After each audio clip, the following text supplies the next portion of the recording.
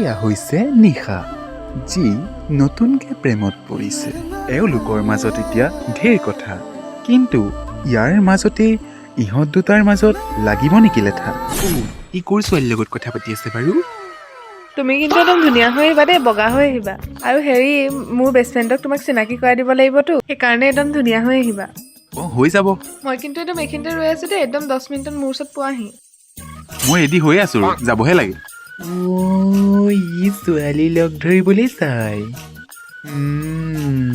বগা হৈ যাব লাগিব নহয়। মাৰ ওচৰৰ পৰাই আহোঁ ৰ। অ' মা, কি হ'ল? তোৰ ভাগৰ বগা হোৱা ক্ৰীম পাম নি বাৰু? এটাই ছোৱালী লগ ধৰিবলৈ ধুনীয়া হৈ চাই।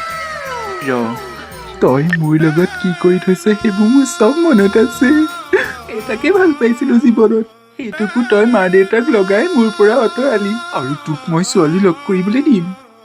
ঐ বাই ৰুমত আছে, যা। বাৰ ওচৰত আছে, হ'ব দে। ৰ, আজি পাবি মছলা। ক'ত পাম বাৰু? এইটো।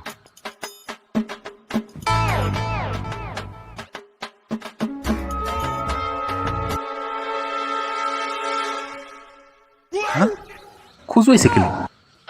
উৰিছে যে?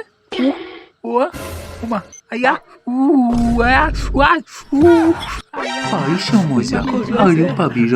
এতিয়া তোৰ গালৰ অৱস্থা কি হ'ব চাবি, আৰু ছোৱালী লগ কৰিবলৈ যাবি। ঐ চোৱা আকৌ, মই আহিলো।